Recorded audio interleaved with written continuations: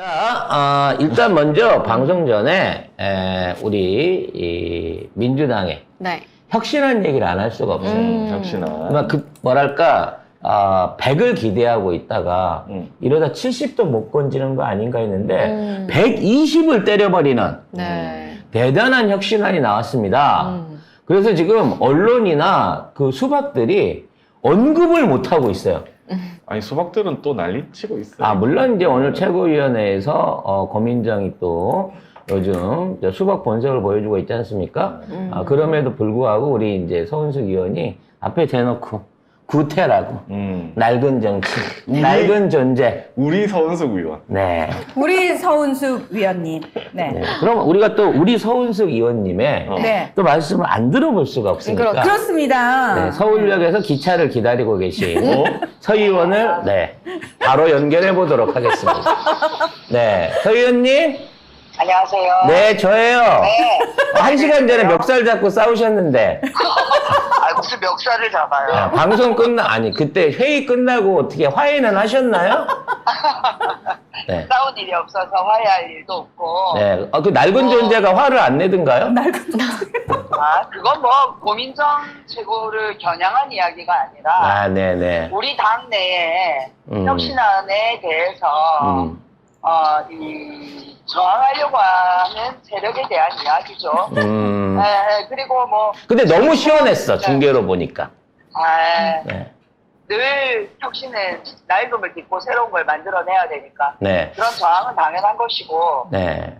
뭐, 고민정 최고위원도 뭐, 물론 그런 얘기는 하셨지만, 시기적인 문제를 거론하신 것이지, 내연 제도 혹은 이제 표의 등가성을 잘 보장해야 된다는 것 자체에 대한 문제 제기는 아니지 않았나 하는 생각을 드는데.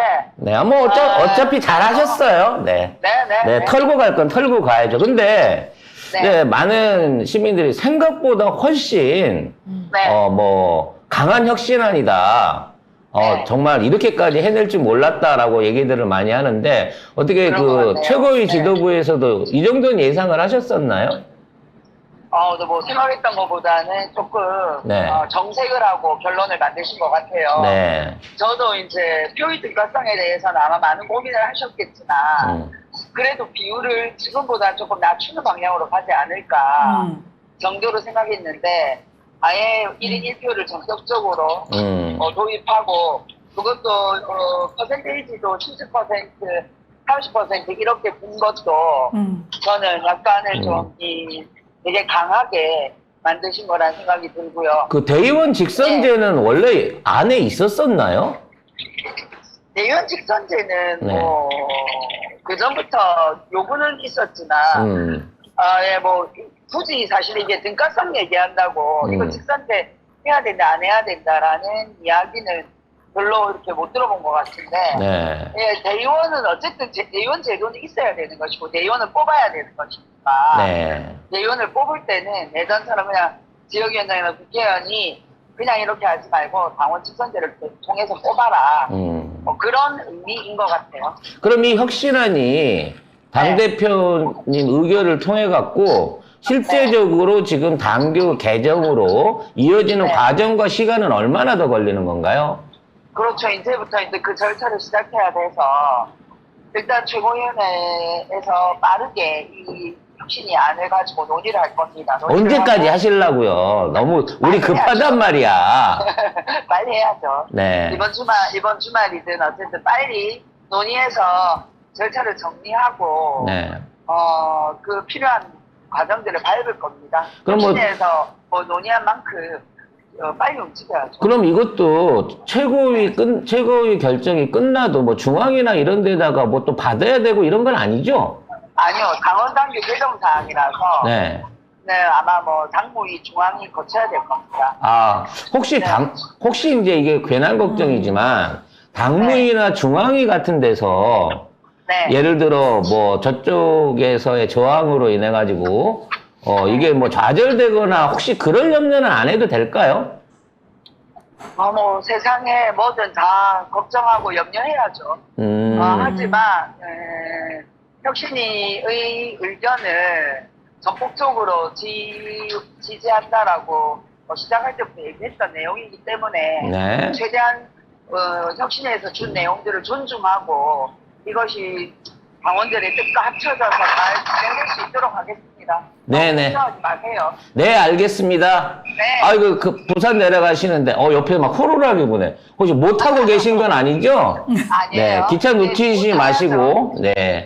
네, 조심해서 잘 내려가시기 바라겠습니다. 네, 고맙습니다. 네, 오늘 진짜 잘하셨어요. 감사합니다. 네, 이 낡은 존재들 한번 오늘 뜨끔했을 것 같습니다. 고맙습니다.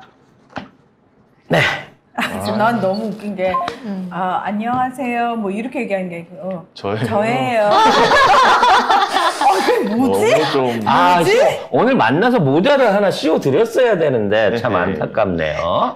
조만간 부산 행사에서 만나서 핑크 모자를 선물 드리도록 하겠습니다. 자, 아무튼 지금 혁신이 안에 대해서 저쪽 같은 경우에는 이제 아마 탈당을 하지 않고서는 도저히 자기 자리를 찾아낼 수 있는 방법을 못 찾을 거예요.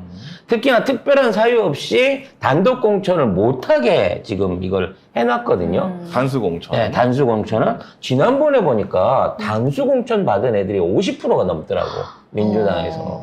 그러니까 그동안 제대로 된 경쟁이 없었던 거야. 공천하게 돼 있는데 뭐 그 3, 4번 문항이 있어가지고 뭐 점수가 몇 점 차이 나면 안 되고 뭐 이런 게 있어가지고 그걸 근데 이번에 김은경 혁신위에서 없애기로 해가지고 싹쓸이 해버린 네. 거죠. 그래서 할 수 있게 그래서 같아요. 경선하자 그러면 무조건 해야 되는 거고요. 특히나 이제 3선 이상이거나 탈당했다가 갔다 나온 사람들 이런 뭐 그리고 당 안에서 뭔가 윤리위에 제소됐었다든지 이런 그 페널티가 있는 사람들은 과감하게 30에서 50%를 때려맞기 때문에 50% 맞으면 사실 될 수가 없거든. 그렇기 때문에 우리가 원하던 진짜 구세력들에 대한 척결, 최소 현재 50% 이상의 물갈이가 가능해지지 않았을까 싶어요. 그래서 이와 관련해서 유일하게 조중동이 이 개딸들을 위한 뭐 법이다 뭐 이지랄을 하고 있는데 그거는 당연히 당원을 위한 개혁안이 나와야 되는 게 당연한 것이고요. 아니 딱 그냥 이거만 보면 봐요. 민주혁신이 대의원제 무력화 혁신안 발표, 비명계 반발 이러면 된 거지. 비명계 찬성하면 이상한 거지. 그렇지.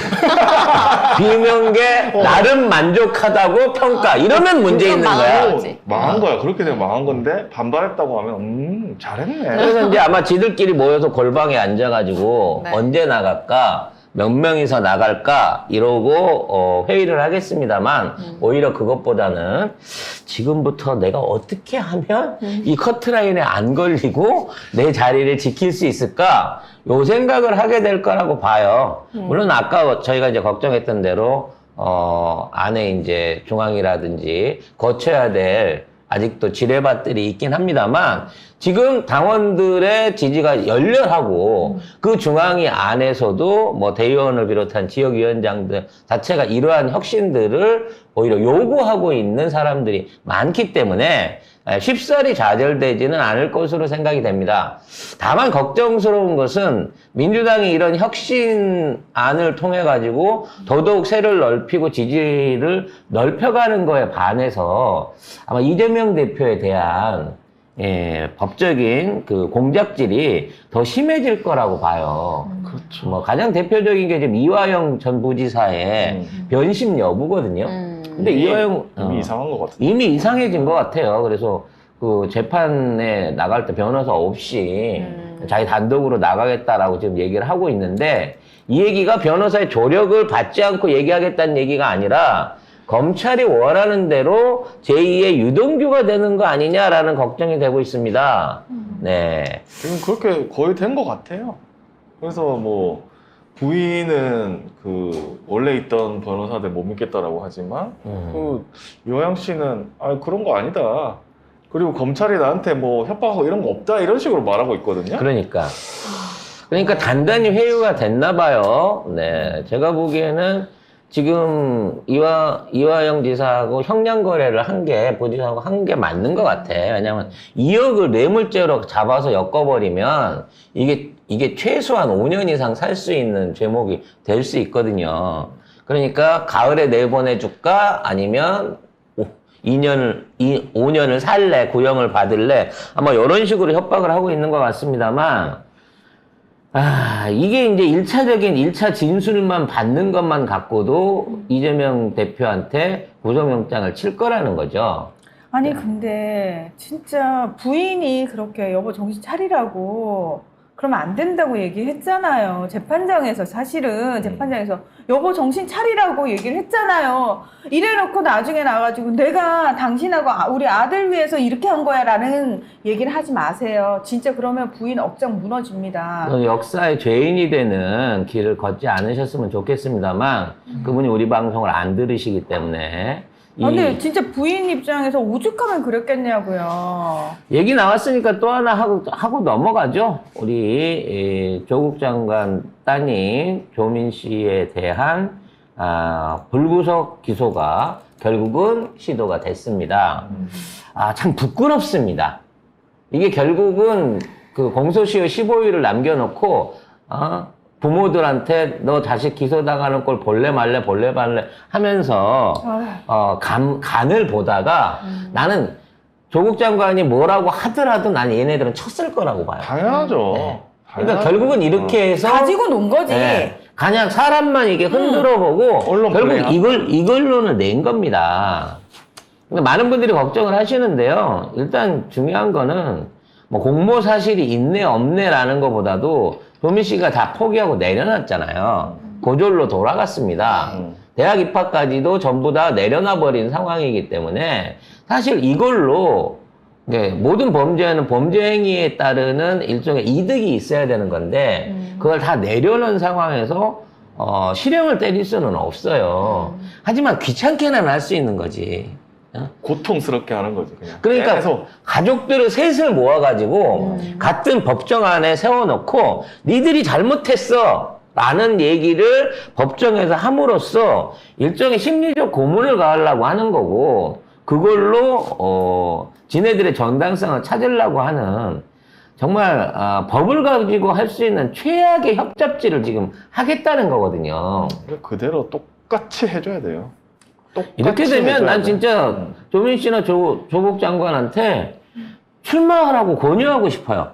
차라리 얘네들이 이렇게까지 한다고 치면 더 강하게 맞부딪힐 수 있도록 좀 더 정치적 활동이라든지 개입을 강화할 필요가 있다고 생각합니다. 쟤네들은 타협도 필요 없고 합법도 필요 없어요. 똑같이 계속해서 조질 거기 때문에 이제는 여기에 대한 반발, 최소한 여기에 대한 일종의 저지를 위해서 좀 더 강하게 나갈 필요가 있겠다라는 생각이 듭니다.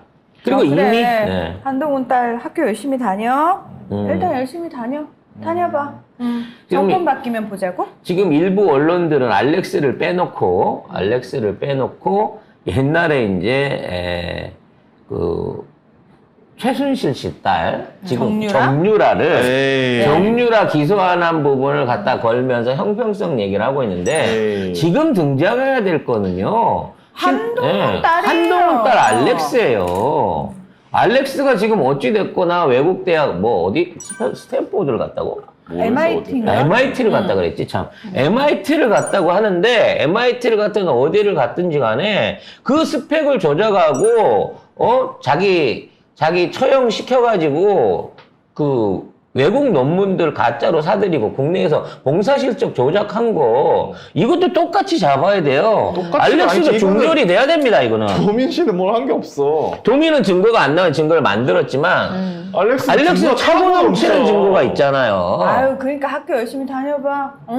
열심히 다녀봐. 우리가 정권만 잡으면 그냥 다 무효화를. 아니, 진짜. 중졸로 만들어드릴게. 진짜 제일 행복하게 살았으면 좋겠어. 정권 바뀌기 전까지. 제일 행복했으면 좋겠어. 그래. 가장 높은 데서 떨어지는 게 행복했으면 가장 좋겠어. 불행하니까. 야, 나는 그냥 왜 우리를 이렇게 다른 사람의 불행을 간절하게 바라는 사람으로 만들어? 왜 우리를 세상 법 없이도 살 우리를 왜? 정말 너무 속상해. 자, 이렇게 얽히고 설켜가면서 자, 우리가 내부적으로 변화하는 모습을 보임으로써 저들을 공포에 빠져들게 하고 있습니다. 네, 이번 혁신안이 잘 처리돼서 중앙위까지 거쳐서 새로운 민주당이 되게 된다고 치면 진짜 전국정당 민주당 그리고 참여하는 당원들이 이끌어갈 수 있는 이런 대한민국 최초의 민주적 정당이 탄생하게 되는 꼴을 보게 됩니다. 그렇게 되면 지금까지 어느 정도 관망세에 있었던 중도층이나 지금 이 이직에 대해서 이직을 해놓고 손가락을 잘라버리고 싶을 만큼 후회하고 계신 그나마 윤석열의 지지층들이 이제 민주당에 희망을 걸 수 있다. 민주당이 진짜 대안 세력이 될 수 있구나라는 생각을 가짐으로 인해서 정치 판도가 완전히 달라질 수 있는 쾌거가 어제 혁신이 발표였다라는 말씀으로 정리를 드리면서 이게 꼭 완성이 될 때까지 끊임없는 지지와 응원을 해야 할 것 같습니다. 그 대연제 무력화하는 것만 해도 사실은 한 반은 한 거예요. 근데 반 이상을 해냈어요. 잘했어. 심지어 이 대의원들을 직선해서 뽑고 이 대의원들 50%를 아까 얘기한 전국위원회에다 보낼 거예요. 그래서 국회의원들과 이 시민들이 뽑은 대의원이 동등하게 50%씩의 권리를 놓고 당무를 결정할 수 있게 되는 제대로 된 정당이 된다는 거지. 등가성, 표의 등가성을 이제 실현할 수 있는 민주정당이 될 수 있는 거죠. 나는 그 등가성도 대단하지만 거기에 직선제를 끼워 넣을 수 있을 거라고는 생각도 못했어요. 네, 아무튼 어쨌든 뭐랄까 김은경 위원장도 솔직히 개인적으로 많이 힘들었을 거예요.